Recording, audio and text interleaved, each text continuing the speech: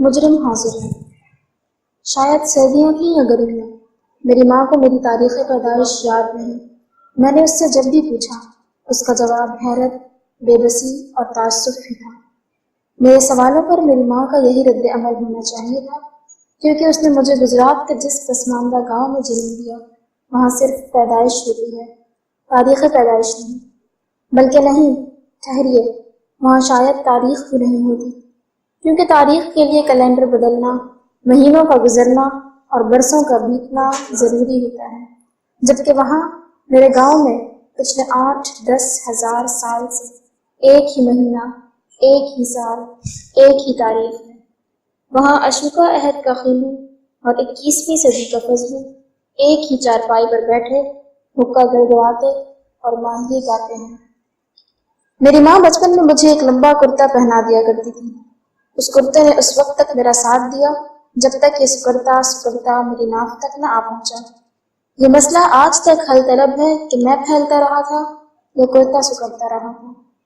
یہ کرتا میرا پہلا استاد تھا، کیونکہ اسی کرتے نے مجھے پہلا لفظ سکھایا تھا۔ وہ لفظ تھا شرم۔ میں جب کبھی بچپن میں ناک صاف کرنے کے لیے سرعام کرتا اوپر اٹھا دیتا تو میرے قریب سے گزرتے میرے چاچے مامے اوئے اوئے شرم کر شرم کا نعرہ لگا کر مجھے شرمندہ کرتے تھے۔ بچپن کے اس درس نظامی نے مجھے بہت ہی چھوٹی عمر میں کرتے اور شرم کا تعلق سمجھا دیا تھا، لہٰذا میں نے آنے والی زندگی میں کرتے کا دامن اٹھایا اور نہ ہی کبھی پھیلایا۔ مجھے یقین ہے میں آئندہ زندگی میں بھی ان علتوں سے محفوظ رہوں گا، کیونکہ میرا رب شرم والوں کی شرم محفوظ رکھتا ہے۔ 2.5 برس تک میرے والدین نے میرا نام نہیں رکھا۔ ان کا خیال تھا نام کی ضرورت تو بڑوں کو ہوتی ہے، بچے بچے ہوتے ہیں، انہیں اوئے کہہ کر پکار لیا جائے یا کاکا منو یا بچہ کہہ دیا جائے، کام چل جاتا ہے۔ یہ کام کاکے، بچوں اور مننے کی مدد سے مزید 10-12 برس تک چل سکتا تھا۔ لیکن پتہ نہیں کیوں میری ماں نے ایک روز مجھے بیٹھے بٹھائے جاوید کہہ دیا۔ میرے والد کو یہ حرکت پسند نہ آئی۔ ان کا کہنا تھا لوگ جاوید کو بڑی آسانی سے بگاڑ کر جیدی، جیدہ یا جیدو بنا دیں گے، لہٰذا ہمیں گاؤں میں رائج کسی ایسے نام کا انتخاب کرنا چاہیے جس میں اللہ رسول کا ذکر آتا ہو۔ میرے والد کا خیال درست تھا۔ ہمارے گاؤں میں لوگ ایسے ناموں کو بگاڑنا جن میں اللہ رسول کا لفظ آتا ہو شرک سے بڑا گناہ سمجھتے تھے۔ اسی لیے ہمارے گاؤں میں جتنے اللہ دیتے، اللہ رکھے اور اللہ وسائل ملتے ہیں اتنے شاید مجموعی طور پر پورے قرۂ ارض پر نہ پائے جاتے ہیں۔ لیکن میرے والد کا نہیں، میری ماں کا کہنا بھی درست تھا۔ اس کا کہنا تھا اگر میرا بیٹا کرما والا ہوا تو اسے جیدی، جیدہ اور جیدو سے جاوید بنتے دیر نہیں لگے گی۔ نالائق نکلا تو ہم اس کا نام کچھ بھی رکھ لیں، لوگ بگاڑنے سے باز نہیں آئیں گے۔ میرے والد نے میری ماں کی بات مان لی۔ یہ گھر کے میدان میں میرے والد کی آخری شکست اور میری ماں کی پہلی اور آخری فتح تھی۔ میں بڑا ہوا تو ایک طویل عرصے تک اس گفتگو میں رہا کہ میں محمد جاوید ہوں یا جاوید اقبال۔ آنے والی زندگی میں یہ گتھی کی دوسری گتھیوں کی طرح مجھے ہی سلجھانا پڑی۔ یوں میٹرک کے بعد سے میں محمد جاوید ہوں اور اخبار کی دنیا میں داخل ہونے کے بعد سے جاوید چودھری۔ آپ پوچھ سکتے ہیں میں محمد جاوید یا محمد جاوید چودھری کیوں نہیں لکھتا؟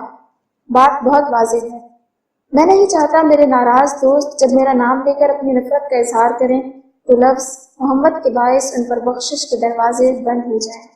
ہاں، البتہ میں نے جب بھی اکاؤنٹ کھلوایا تو محمد جاوید چودھری کے نام سے ہی کھلوایا، اس لیے کہ جب زندگی مجھے سمجھوتے پر مجبور کرنے لگے تو میرے نام میں شامل دنیا کی سب سے بڑی پاکیزگی محمد مجھے واپس لوٹ جانے کا حکم دے سکے۔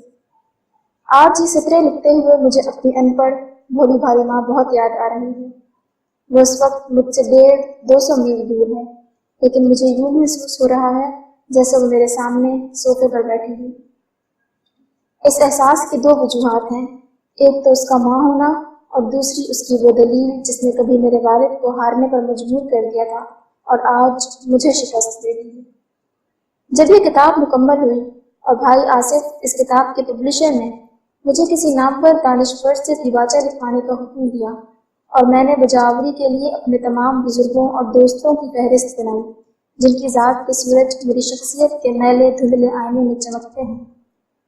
تو میری ماں نے میرا ہاتھ تھام کر کہا، نہیں پتر نہیں، تم کسی بزرگ، کسی دوست کو تکلیف مت دو، تم اس کتاب کو اسی طرح زندگی کی دریا میں اتارو جس طرح میں نے تمہیں دھکیل دیا تھا۔ اگر یہ کرما والی ہوئی، اگر اس میں کچھ ہوا تو یہ لوگوں تک پہنچ جائے گی اور لوگ اس تک۔ اگر اس میں کچھ نہ ہوا تو پھر دنیا کے سارے دانشور اس کی تعریف میں اپنا سارا لہو، اپنا سارا ہنر صرف کر دیں تو بھی اسے زندہ نہیں رکھ سکتے۔ مجھے اعتراف ہے یہ شاید میری زندگی کی انتہائی قیمتی خواہشوں میں سے ایک خواہش تھی کہ میری اس کتاب کا دیباچہ جناب نسیم انور بیگ لکھتے، وہ نسیم انور بیگ جن کا ہر لفظ تعویذ اور ہر فقرہ دعا ہوتی ہے، جناب ارشاد احمد حقانی لکھتے جن کے قلم کو اللہ تعالیٰ نے آنکھیں بھی دے رکھی ہیں اور دماغ بھی، جناب منو بھائی لکھتے جن کے تخلیق کیے گئے فقروں پر خود اردو زبان فریفتہ ہو جاتی ہے، جناب مجیب الرحمن شامی لکھتے لفظ جن کے حضور یوں سر جھکا کر بیٹھتے ہیں جیسے عقیدت میں بھیگے مرید مرشد کے سامنے، جناب عبدالقادر حسن لکھتے جن کی نظر پہاڑی ندی کی طرح ہے کہ جب اس میں طغیانی آتی ہے تو پھر وہ بہتی چلی جاتی ہے، بہاتی چلی جاتی ہے، جناب نذیر ناجی لکھتے جن کے قلم نے لفظوں کو کہنے کا، بولنے کا سلیقہ سکھایا، جناب ضیاء شاہد لکھتے جن کی انگلیوں میں پہنچ کر لفظ لفظ نہیں رہتے، احساس بن جاتے ہیں، جذبہ ہو جاتے ہیں، کلام کے مسیح استاد ہارون الرشید لکھتے جو قبروں میں لیٹے ٹھنڈے بے جان لفظوں کو چھوئیں تو وہ اٹھ کر چلنے لگتے ہیں، پھرنے لگتے ہیں، بولنے لگتے ہیں، صحافت کے امام خمینی جناب حسن نثار لکھتے جنہوں نے نا سے ہاں اور ہاں سے نا کی آواز پیدا کر کے دکھائی، جو بانسری کے پیٹ سے تلوار نکالنا جانتے ہیں، جناب عطاء الحق قاسمی لکھتے جنہیں برف کو آگ لگانے اور آگ سے برف کی سلیں بنانے کا منتر آتا ہے، اور جناب امجد اسلام امجد لکھتے جن کی نثر میں شعر کا ذائقہ اور شاعری میں نثر کا چسکا ہے، لیکن افسوس میری ماں نے میرا ہاتھ تھام لیا، مجھے روک دیا اور یوں میری خواہش درخواست بننے سے پہلے ہی دم توڑ گئی۔ میں اپنی یہ کتاب وقت کے حوالے کر رہا ہوں، اس یقین کے ساتھ کہ اگر اس میں کوئی نئی بات، کوئی انوکھی واردات ہوئی تو یہ اپنا وجود خود منوا لے گی، بصورت دیگر جناب ارشاد حقانی سے امجد اسلام امجد تک میرے استادوں، میرے محسنوں اور میرے بزرگوں کے سارے لفظ، ساری نیک تمنائیں اس راکھ کے ڈھیر کو زندگی نہیں بخش سکتی۔ میں خود کو آپ کی عدالت میں پیش کر رہا ہوں، مجرم حاضر ہے، اسے بے گناہ سمجھیں تو باعزت بری کر دیں، گناہ گار جانیں تو معافی دے دیں، بری کرنا آپ کا انصاف ہوگا اور معافی دینا آپ کی اعلیٰ ذات۔ جاوید چودھری۔